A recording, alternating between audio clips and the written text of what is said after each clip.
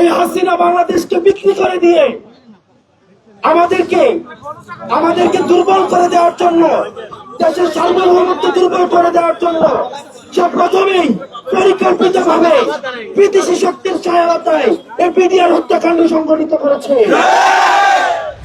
দীর্ঘ 16 বছর ধরে এই বিডিআর হত্যাকাণ্ডকে বিডিআর বিদ্রোহ হিসাবে পরিচালিত করা হয়েছে এবং আমরা দেখেছি গত 16 বছর এই বিডিআর হত্যাকাণ্ডের বিচারের জন্য কেউ রাস্তায় দাঁড়াইতে পারে নাই, কেউ কথা বলতে পারে নাই, সামাজিক ভাবে বঞ্চিত হয়েছে, নির্যাতিত হয়েছে, নিপীড়িত হয়েছে।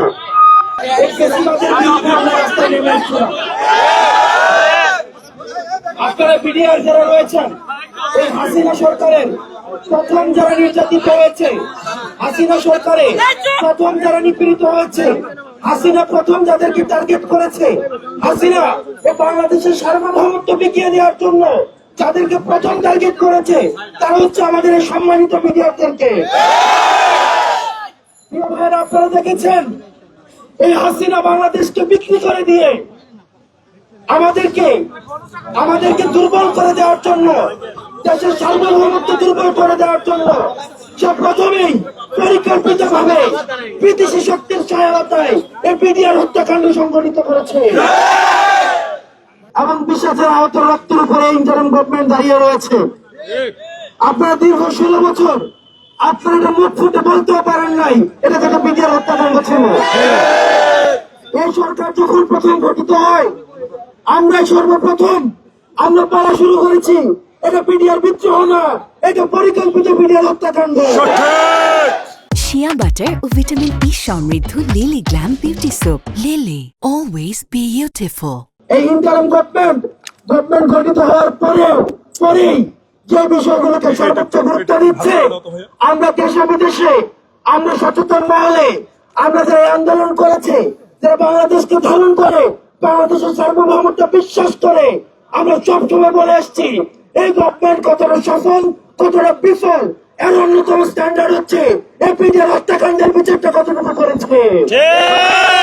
আমরা শুরুতেই দেখেছি যখন কমিশন নিয়ে তার বাহানা শুরু হলো তখন কিন্তু আমরা দেখেছি আমাদের মাইন সরকার সহ আমাদের এই বৈষম্য বিরোধী ছাত্র আন্দোলন পূর্ণ সমর্থনে আমরা এই কমিশনের জন্য আমরা আন্দোলন করেছি এবং সেখানে কমিশন গঠিত করা হয়েছে। প্রিয় সহযোদ্ধা, ইতিমধ্যেই আপনাদের উল্লেখযোগ্য সংখ্যক আমাদের বিডিআর ভাইদেরকে জামিনে মুক্তি দেওয়া হয়েছে। প্রিয় সহযোদ্ধা, আপনার আগের যে কমিশন যেটি গঠিত হয়েছে এই কমিশনের একটি ধারা নিয়ে আপনাদের সবার এবং আমাদের সবারই হচ্ছে প্রশ্ন রয়েছে। সেখানে বলা হয়েছে অতীত সরকার যে রায় দিয়েছে, অতীতের ফেসিস্ট সরকার যে রায় দিয়েছে সেটিকে অব্যাহত রেখে পরবর্তী বিচার কার্যক্রম পরিচালিত করতে হবে। আমরা সেই জায়গা থেকে প্রিয় সহযোদ্ধা আমরাও সেই বিষয়টি নিয়ে প্রশ্ন তুলেছি, আমরা সেটি নিয়ে প্রশ্ন তুলছি এবং আমরা সেটি নিয়ে প্রশ্ন তুলব। আমরা আমাদের জায়গা থেকে নিশ্চিত করতে চাই আমাদের এই বিডিআর হত্যাকাণ্ডের কতটুকু বিচার হয়েছে, কতটুকু সুবিচার নিশ্চিত করতে পেরেছে ইন্টারিম গভর্নমেন্ট, সেটির উপরেই কিন্তু এই সরকারের সফলতা ব্যর্থতা নির্ধারিত হবে।